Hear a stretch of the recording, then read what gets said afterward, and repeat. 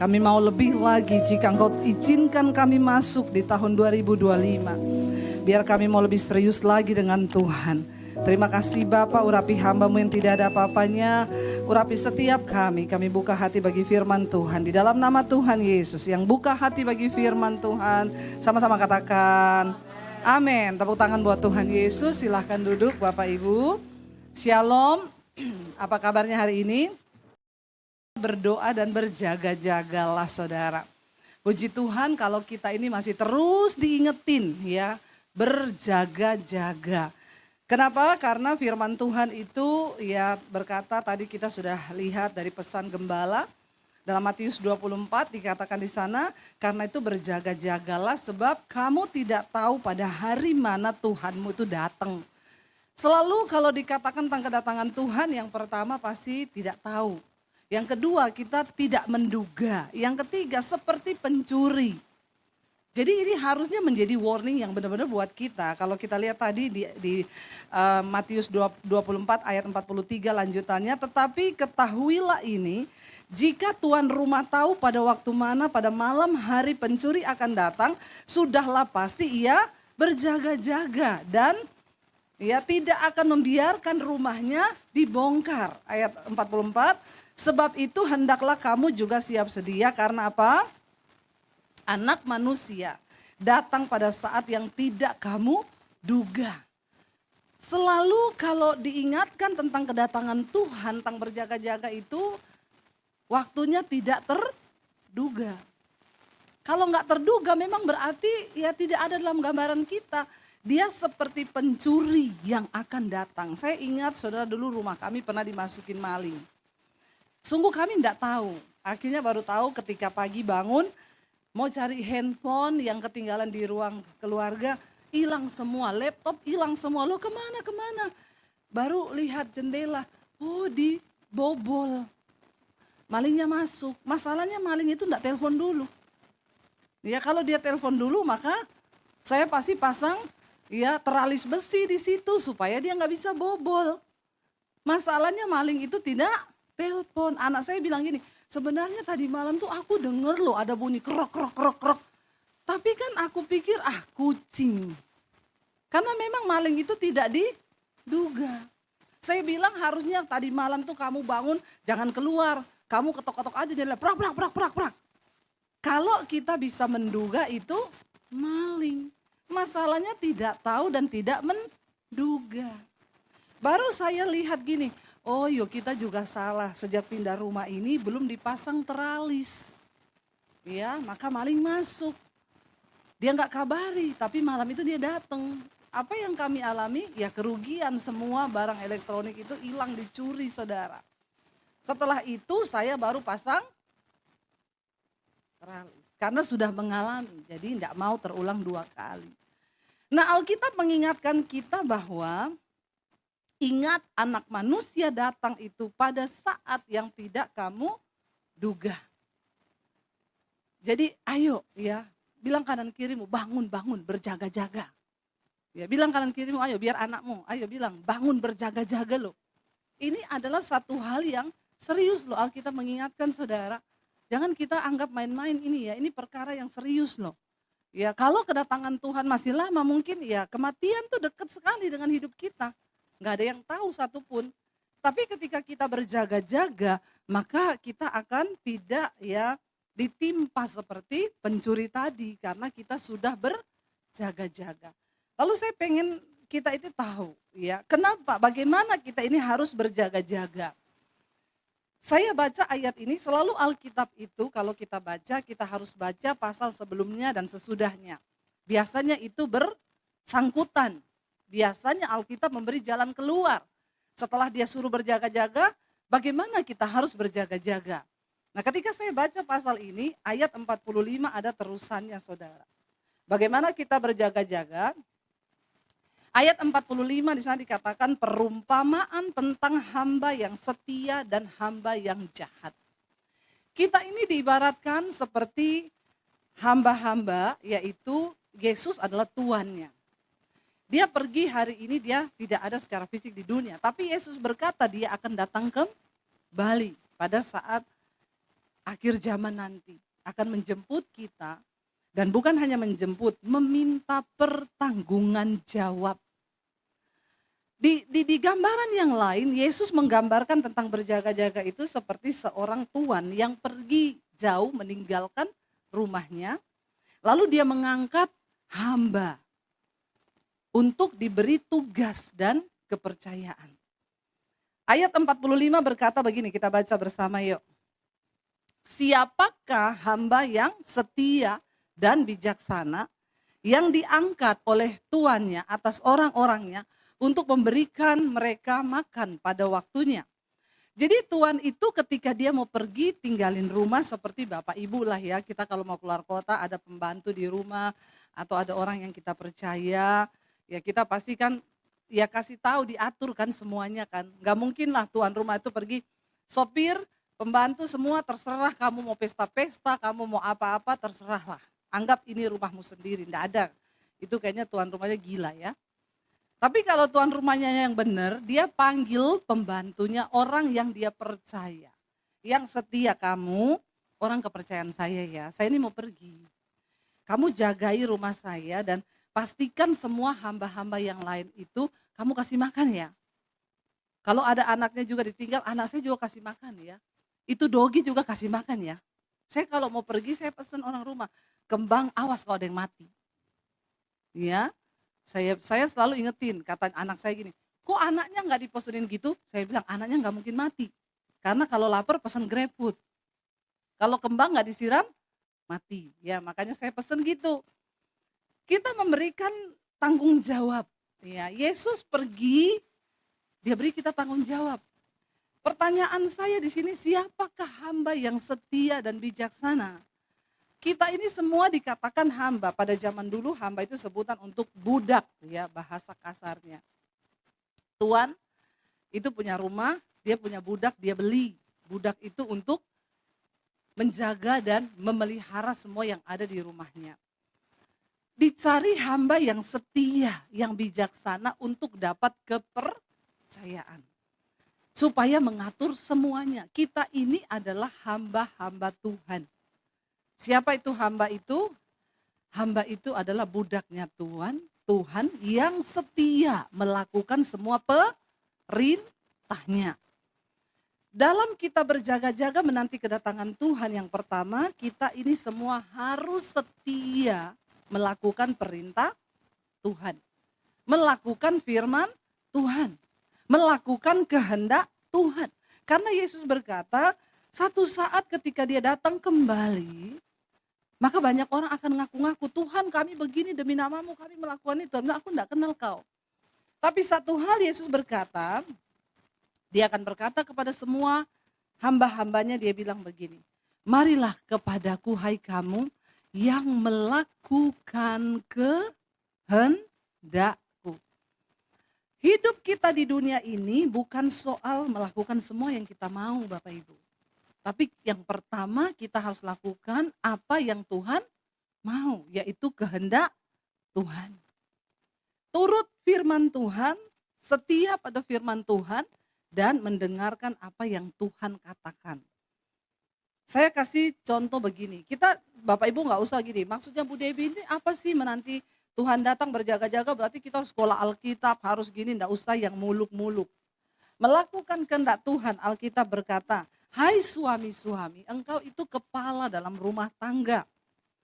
Jadi semua bapak-bapak di sini, engkau terpanggil untuk menjadi gembala. Amin bapak-bapak.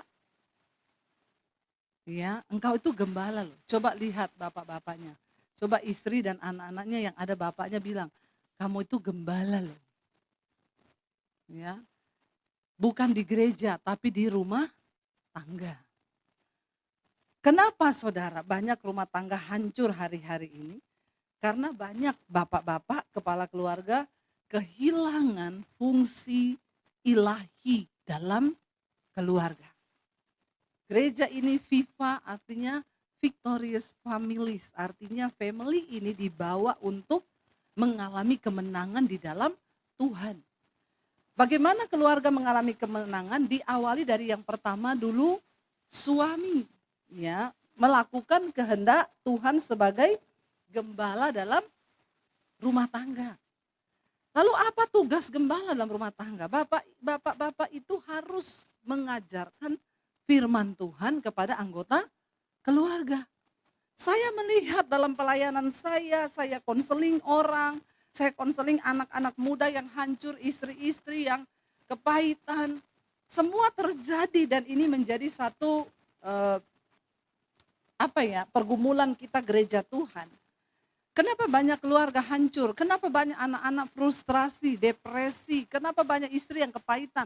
Karena para suami ini tidak melakukan fungsinya di dalam rumah tangga sebagai imam yang harus menggembalakan istri dan anak-anaknya. Sambil menanti kedatangan Tuhan, kita harus berjaga-jaga, bapak-bapak. Engkau harus mengaktifkan fungsimu di dalam keluarga. Tapi yang saya temui dalam pelayanan 90% itu suami-suami tidak melakukan hal ini. Jadi bagaimana mungkin rumah tangga itu, coba, enggak usah jauh-jauh. Coba renungkan aja yang hari ini datang aja yang suaminya berfungsi. Menasehati istri firman, menasehati anak-anak firman. Bukan cuma menasehati, tapi yang kau melakukan firman Tuhan. Berapa banyak? Coba berapa banyak? Nggak usah angkat tangan, dalam hati saja ya. Coba renungkan, kita jangan cuma datang duduk-duduk di gereja sini loh. Renungkan coba bapak-bapak, berfungsikah engkau dalam keluarga? Menasehati anak-anakmu untuk hormati Tuhan. Ayub itu, setiap kali anak-anaknya pesta, di akhir minggu mereka mabok, mereka makan, minum. Ayub itu selalu menyembelih korban. Dia memohon pengampunan dosa kalau sekiranya anak-anaknya itu sudah melukai hati Tuhan. Ayub memberitakan tentang Tuhan. Ayub aja yang beritakan, anak-anaknya banyak yang tidak nurut loh, apalagi tidak diberitakan. Bapak-bapak, mari kita hidupkan fungsi ilahi itu dalam keluarga. Ini adalah kehendak Tuhan. Bagaimana engkau berjaga-jaga menanti kedatangan Tuhan? Ya ayo hidupi kehendak Tuhan itu. Karena waktu Yesus datang kali yang kedua, dia mencari hamba-hamba yang setia dan bijaksana. Para suami memberi makan istri dan anak-anaknya, kecuali memang suaminya belum bertobat, masih agama lain. Nah itu lain, istri harus bergumul. Karena Alkitab bilang, hai istri-istri, kalau ada suamimu yang belum percaya pada Kristus, maka engkau harus mendoakan dia, memenangkan dia tanpa perkataan. Tapi kalau suaminya sudah Kristen, ngaku mengenal Tuhan, baca Alkitab aja nggak pernah, ngingatin anak aja nggak pernah, maaf loh ya. Kita semua harus mempertanggungjawabkan hidup kita nanti kelak. Bagaimana kita harus berjaga-jaga? Ayo dimulai dari para suami sebagai imam, kepala dalam keluarga. Saya harus bicara keras Bapak Ibu, karena ini firman Tuhan. Bukan saya ngomong, tapi Alkitab bilang, setelah Kristus itu ada suami. Setelah suami baru istri dan anak-anak. Yang saya temui hari-hari ini, orang konseling, semua istri yang mengambil hal itu menjadi imam dalam keluarga. Bagaimana mungkin Bu, suami saya masih mabok, masih merokok, tukang selingkuh. Yang terjadi itu. Dan ini di kalangan orang Kristen. Yang suaminya juga tiap minggu datang ke gereja, mungkin ada di sini juga. Maka bertobatlah, ya. Siapakah hamba yang setia, kata Yesus? Yang bijaksana, Tuhan mencari orang-orang yang bisa diberi kepercayaan. Lalu ayat yang berikutnya berkata begini, kita baca, ya dikatakan ayat yang ke-46. Berbahagialah hamba yang didapati tuannya melakukan tugasnya itu ketika tuannya itu datang. Berbahagia. Saudara, tujuan hidup kita di dunia ini bukan mencapai semua yang kita mau, bukan melakukan semua yang kita inginkan, tapi melakukan apa yang Tuhan inginkan di hidup kita. Jangan engkau punya tujuan hidup itu kaya. Hari-hari ini banyak orang kabur, dibutakan oleh ilah zaman. Dia hidup untuk berburu kekayaan sehingga dia melupakan prinsip-prinsip kerajaan Allah. Cuma tertuju kepada uang, uang, uang, dan uang. Padahal Yesus berkata dalam Matius pasal 6 ayat 31 sampai 34, kita lihat bersama. Supaya Bapak Ibu kita ini mau masuk tahun baru ya, jangan gagal fokus. Matius 6 ayat 31 dan ayat sampai ayat 36 dikatakan 34 di sana. Sebab itu baca bersama, janganlah kamu khawatir dan berkata, apakah yang akan kami makan, apakah yang akan kami minum, apakah yang akan kami pakai. Dikatakan ayat 35, semua itu dicari oleh bangsa-bangsa yang tidak mengenal Allah. Akan tetapi Bapamu yang di sorga tahu bahwa kamu memerlukan semuanya itu. Tetapi carilah dulu apa? Kerajaan Allah dan kebenarannya, maka semuanya itu akan ditambahkan kepadamu. Janganlah kamu khawatir akan hari besok, karena hari besok mempunyai kesusahannya sendiri. Kesusahan sehari cukuplah untuk sehari. Jangan diborong kesusahan setahun, lalu khawatir itu membungkukkan tulang saudara. Yang penting saudara tetap bekerja. Bukan berarti ayat ini berkata kita nggak perlu bekerja, duduk-duduk saja di rumah. Karena firman Tuhan berkata Tuhan memberkati burung di udara. Berarti burungnya lagi terbang. Bukan dikatakan Tuhan memberkati burung di sarang. Ya, tetap bekerja. Tapi utamakan mencari kerajaan Allah. Tuhan tahu kau butuh makan, Tuhan tahu kau butuh pakaian, Tuhan tahu kau butuh rumah, Tuhan tahu kau butuh semuanya itu. Tapi ayat ini keras berkata, jangan kamu khawatir tentang semua hal itu. Karena itu semua dicari oleh bangsa-bangsa yang tidak mengenal Allah. Kalau kau fokus dalam hidupmu cuma cari uang, kekayaan, harta benda, kau tidak mengenal Tuhan. Bukan kita tidak boleh bekerja giat. Kita harus bekerja giat. Tapi bukan itu menjadi fokus utama di hidup kita. Cari dahulu kerajaan Allah. Dan kebenarannya itu semua bonus yang Tuhan tambahkan. Kalau saudara mengerti rahasia besar ini, saudara pasti akan mengutamakan Tuhan di dalam hidupmu. Dan Alkitab berkata, orang yang mengutamakan Tuhan tidak akan pernah dipermalukan. Amin. Saya ini tidak pernah berdoa minta rumah. Tapi saya mau bersaksi sama saudara hari ini. Tuhan berkati kami dengan beberapa rumah. Bukan satu, beberapa rumah. Jangan iri. Amin. Ya, tapi belajar. Kenapa bisa? Saya nggak pernah cari.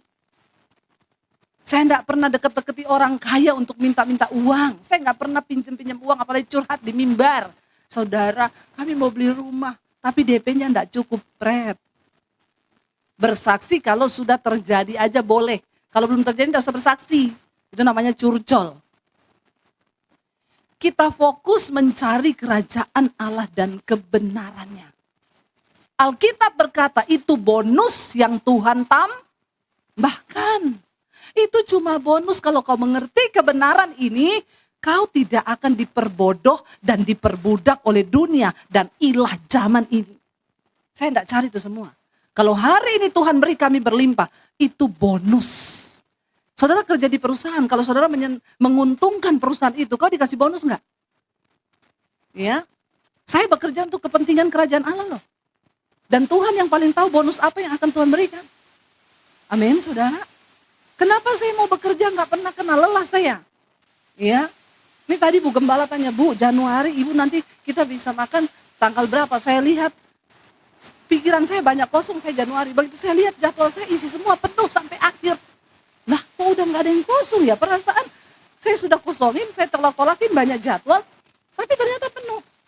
Iya, nanti di balik papan peresmian angkatan ketiga sekolah misi 1 minggu saya di Bandungan. Begitu lihat sampai tanggal 31 ternyata. Ya, udah penuh. Saya mau bekerja giat bagi Tuhan. Ya, waktu kau mencapai goal kerajaan Allah, maka kau akan bingung waktu Tuhan bukakan pintu-pintu bonus terjadi di hidupmu. Itu nggak bisa kau kejar dengan kekuatanmu loh saudara. Makanya kenapa dikatakan hidup kita ini hanya karena anugerah. Ketika engkau sebagai sales, waktu kau mencari kebenaran Allah dan kerajaan, kau akan bingung Tuhan datangkan engkau. Orang-orang yang mencarimu, berkat itu akan mengejar hidupmu. Bukan kau yang mengejar. Bukan kau yang cari-cari. Itu Tuhan yang janji. Itu semua Tuhan tahu bahwa kau memerlukan semuanya itu. Apakah Tuhan tidak tahu? Tuhan tahu. Tapi kenapa saya nggak diberkati? Fokus hidupmu salah. Mulai tahun depan perbaiki fokus hidup kita. Oh, aku tahun depan berarti udah cukup Tuhan. Aku capek tahun ini. Tidak aku raih semua mimpi-mimpiku. Jadi kau tidak perlu ngomong begini. Tahun 2025 aku punya target. Mengejar mimpiku di 2024 yang belum tergenapi. Yang sudah aku rindukan dari 2023. Dan aku gumuli dari 2022. Sudah aku doakan dari 2021. Dan tahun 2020 sudah aku pergumulkan. Berarti kau tidak capai-capai 5 tahun berlalu. Ngapain aja? Hello? Rubah fokus hidupmu mulai sekarang. Bikin satu target di 2025. Nomor satu paling atas. Menyenangkan hati Tuhan. Amin. Lalu saudara mulai bergumul. Kalau saya punya target menyenangkan hati Tuhan, berarti apa? Satu, dosa-dosaku ini loh. Dosa-dosa ini harus aku beresin nih. Gak bisa nih aku hidup berdosa terus nih. Selingkuh dibuang. Ya, kepahitan dibuang. Utang gak bayar dibuang. Tapi dilunasi, harus dibayar, jangan dibuang toh. Catat, bikin target hidup yang menyenangkan Tuhan. Nomor satu menyenangkan Tuhan. Mencari kerajaan Allah dan kebenarannya. Maka semua itu ditambahkan. Yang kedua, udah gak usah saudara tulis. Gak usah kau tulis. Tiba-tiba tergenapi semua, kau tinggal bikin. 2 sudah terwujud, 3 sudah terwujud, 4 sudah terwujud, amin. Jangan bilang tidak percaya, saya ini sudah mengalami saudara. Fokus untuk mencari kerajaan Allah dan kebenarannya nomor 1. Kalau ada yang tidak berkenan di hati, cepat beresin, buang itu semua jauh-jauh. Jangan kau hidup dengan kepahitan, dengan ini sudah, nggak usah. Supaya engkau kedapatan untuk berkenan kepada Tuhan. Kita kembali ke Matius tadi, Matius 24. Ya, kita lihat ayatnya sekarang yang ke 47 ya. Tadi 46, berbahagialah hamba yang didapati tuannya melakukan tugasnya ketika ia datang. Bayangkan kalau tuannya pulang, dia lihat. Ya, saya kalau pulang itu saudara saya tinggal rumah lama 1 minggu, yang pertama sekali saya lihat tanaman. Ya, begitu saya masuk rumah di depan tuh kering kerontang, sudah saya emosi tuh. Ya. Maka saya panggil orangnya, ini kenapa kering? Alasannya, ya baru disiram. Tidak mungkin tuh tanaman kalau disiram kering, tidak mungkin. Ya, saya ini tahu tanaman. Jadi yaitu tuan rumah kalau pulang, dia awasi. Saya kasih kamu tugas, kamu lakukan enggak? Berbahagialah hamba yang didapati tuannya melakukan tugasnya. Saudara berjaga-jaga itu apa? Lakukan tugasmu. Yang pertama melakukan kehendak Allah, hidup dalam kekudusan, taati firman. Yang kedua, kalau saudara punya talenta, ayo melayani Tuhan, amin. Melayani Tuhan. Kenali talentamu apa. Di ayat yang lain Yesus memberikan perumpamaan tentang berjaga-jaga itu kepada hamba-hamba yang dikasih kepercayaan talenta. Ada yang dikasih 3, ada yang dikasih 5, ada yang dikasih 1. Ya, ada yang dikasih 10, ada yang dikasih berapa. Yang semua ini aku mau kerjain supaya kalau Tuanku datang, punyaku sudah berlipat ganda. Tapi yang punya 1 dia bilang, saya kan cuma 1, nanti kalau hilang malah saya dimarahin Tuhan saya tanam aja. Waktu tuannya datang, semua memberikan pertanggungan jawab. Tuhan, engkau kasih aku 1 kan? Nih, engkau kasih aku 5 atau tak kerjain jadi 10 loh Tuhan. Wow, luar biasa kamu hamba yang baik, rajin engkau gini. Lalu yang dapat 1. Tuhan, karena kan cuma 1 yang Tuhan kasih toh. Jadi tak tanam, aku takut hilang. Ini saya balikin 1 lagi. Tuhannya bilang, berbahagialah hamba yang dapat dipercaya dan mengerjakan semua talenta itu, maka barang siapa yang mempunyai, kepadanya akan ditambahkan. Tapi barang siapa yang tidak mempunyai, apapun juga yang ada padanya akan diambil. Kalau saudara setia melakukan, melayani Tuhan saudara. Kalau engkau karunianya memberi, memberilah dengan sukacita. Kalau karuniamu itu menasehati, ayo menasehati. Ketemu orang, nasihati. Amin. Ya, kalau karuniamu mengajar, ayo mengajar. Kalau karuniamu mengejek, jangan. Ya itu bukan karunia itu ya. Ayo saudara, kita lakukan bagian kita. Kenali Tuhan, aku ini dikasih karunia apa ya? Saudara bisa main musik, ayo layani Tuhan. Ya, saudara punya suara yang bagus, ayo menyanyi untuk Tuhan, melayani Tuhan. Kalau fals, jangan. Ya, nanti bingung, jemaat juga bingung ya. Ada orang fals ngeyel mau jadi worship leader. Ya, saya bilang jangankan jemaat, malaikat aja puyeng dengar suaramu loh. Ya, kenapa? Orang yang datang bermasalah berat, dia bilang mending lu berhenti nyanyi karena masalahnya suaramu itu lebih berat dari masalah hidupku. Ya, jadi sesuai karunia yang Tuhan percayakan. Ayo, waktu engkau setia, Tuhan tambahkan loh saudara. Ya, saya mau setia Tuhan, akhirnya dia tambah. Ya, apa yang kita punya, ayo dikerjakan. Lalu dikatakan ayat yang ke-47 baca. Aku berkata kepadamu, sesungguhnya tuannya itu akan mengangkat dia menjadi apa? Pengawas atas segala miliknya. Wow, kalau kau bisa dipercaya Tuhan, maka engkau diangkat Tuhan, diberi kepercayaan lebih saudara. Tuhan tuh gak pernah salah loh. Ya, tetapi dikatakan ayat yang berikutnya, akan tetapi apabila hamba itu jahat dan berkata dalam hatinya, Tuanku tidak datang-datang. Lalu ia mulai memukul hamba-hamba lain, makan minum bersama-sama pemabuk-pemabuk. Maka Tuhan hamba itu akan datang pada hari yang tidak disangkanya. Dan apa? Pada saat yang tidak diketahuinya. Dan akan apa? Membunuh dia dan membuat dia senasib dengan orang-orang munafik. Di sanalah akan terdapat ratapan dan kertakan gigi. Yesus menyebutkan ini tentang neraka. Cuma di neraka akan ada ratapan dan kertakan gigi, ketakutan yang begitu hebat.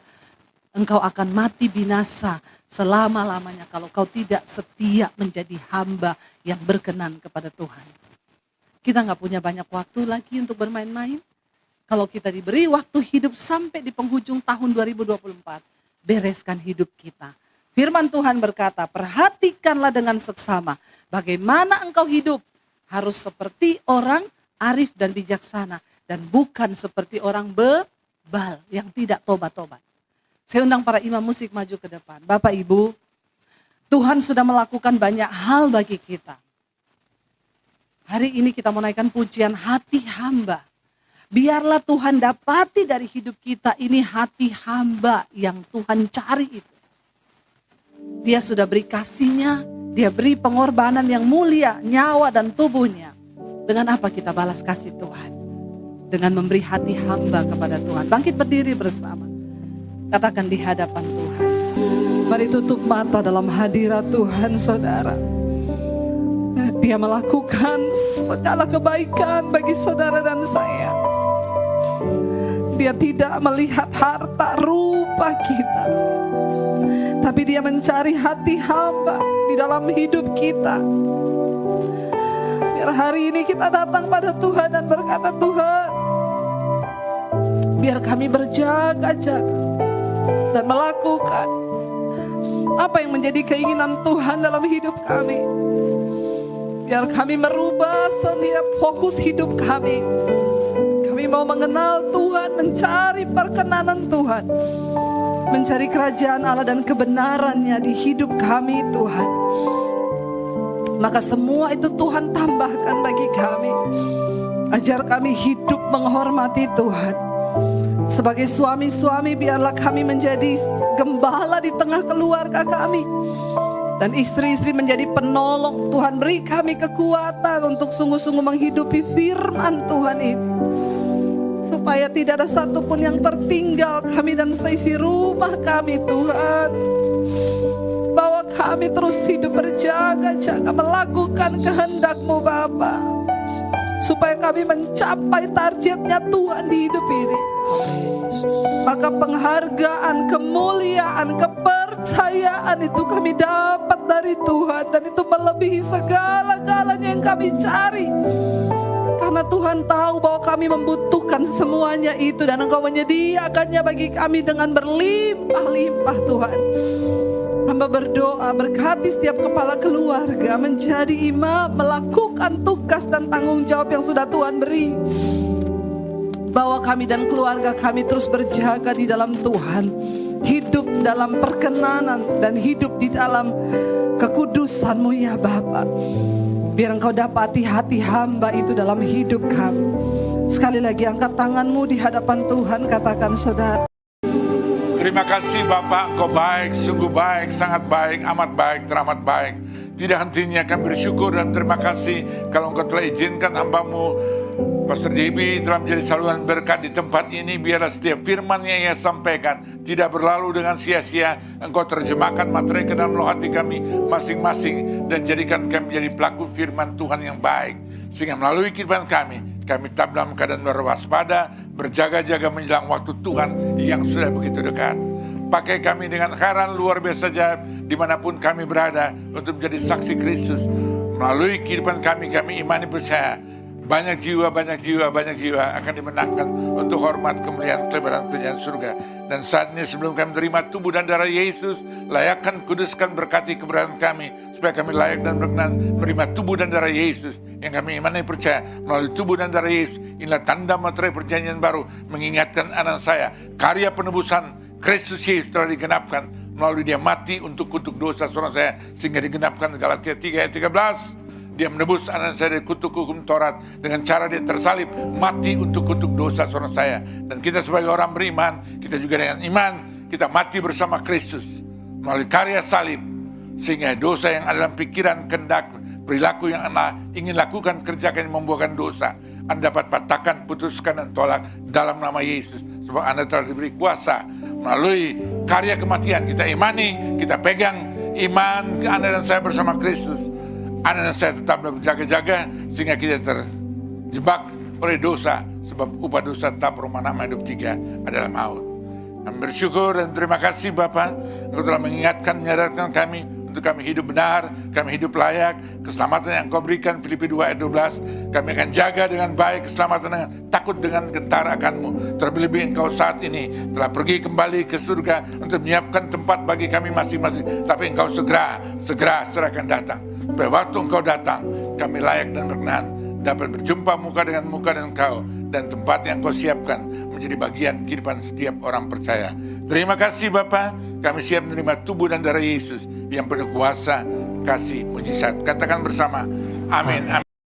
Dengarkan firman Tuhan, sebab apa yang telah kuteruskan padamu aku telah terima pada waktu malam hari. Ia diserahkan, ia mengambil roti itu, sesudah itu ia mengucap syukur atasnya, ia memecah-mecahkan dan berkata, inilah tubuhku yang diserahkan bagimu, perbuatlah ini menjadi peringatan akan aku. Bukankah roti inilah tubuh Kristus? Makan dengan iman, terima, terjadi sesuai imanmu. Dalam nama Yesus Kristus kita makan dengan iman percaya.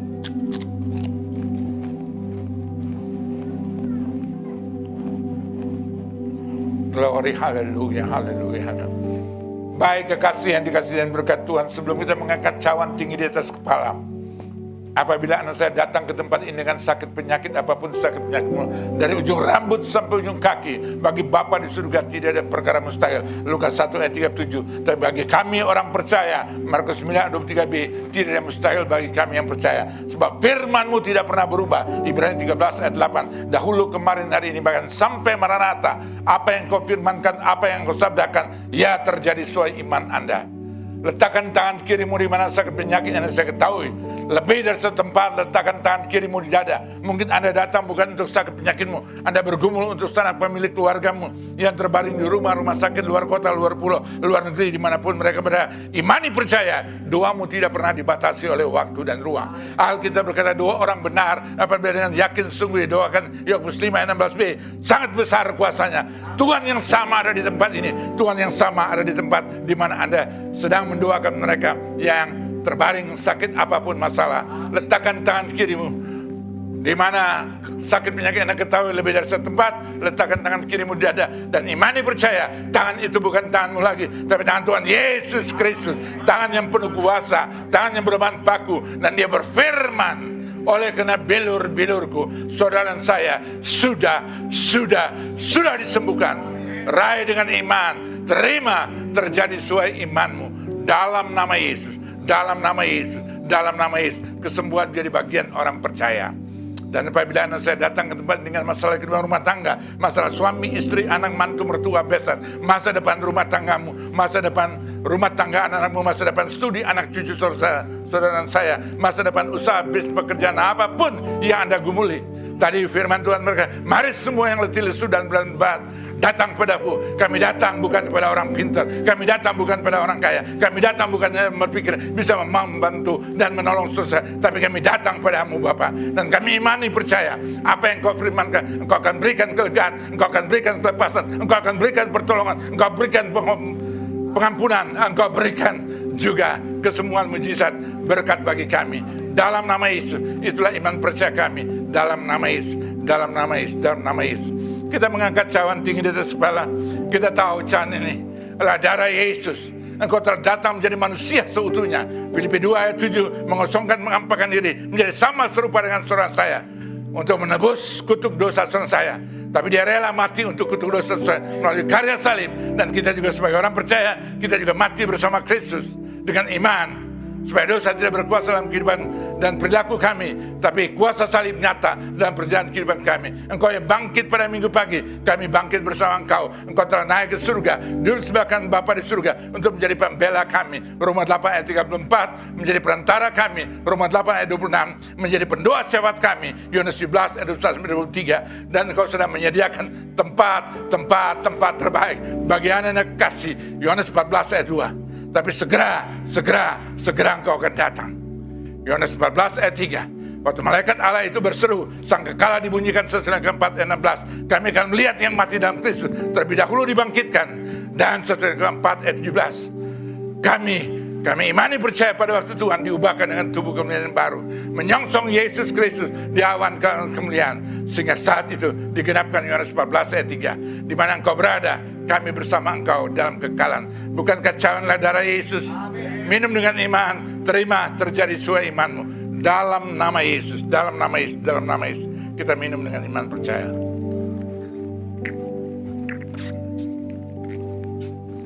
Terima kasih Bapa untuk karya pengorbanan, untuk penembusan, untuk kebenaran yang Kau nyatakan dalam kehidupan kami.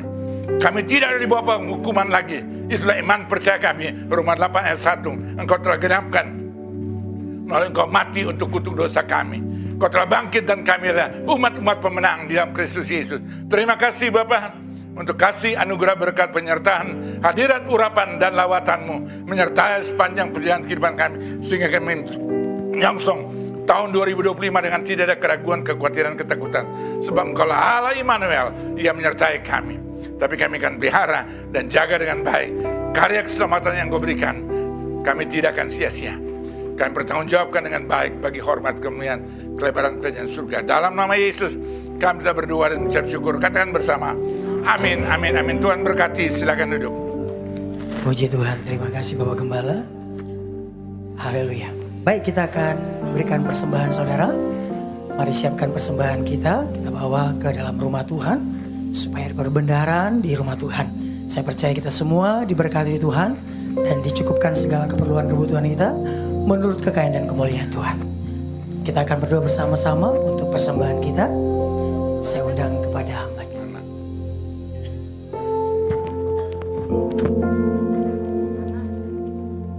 Jangan bilang gitu dong saya. Iya, jangan bilang gitu dong saya. Pengaruh saya. Shalom Victorious Family, puji Tuhan dengan ibadah kita yang luar biasa hari ini. Thank you so much Pastor Debbie. Saatnya kita akan mempersiapkan hati kita akan memberikan yang terbaik untuk Tuhan Yesus kita. Mari bersama-sama kita bersatu dalam doa. Tuhan Yesus, Bapa kami yang baik, kami ingin mengucap syukur Bapa, kami ingin berterima kasih untuk lawatan-Mu Bapa pada ibadah kami hari ini. Dan kiranya ibadah kami hari ini Bapa dapat menyenangkan hati-Mu Bapa dan dapat menjadi dupa yang harum di hadapan-Mu. Sekarang saatnya Bapa, kami ingin mempersembahkan yang terbaik dari kami Bapa. Kiranya Kau berkati setiap tangan-tangan yang memberi ini, dan tangan-tangan yang belum bisa memberi juga tak lupa Kau berkati mereka satu persatu. Hanya di dalam nama Tuhan Yesus kami berdoa dan mengucap syukur.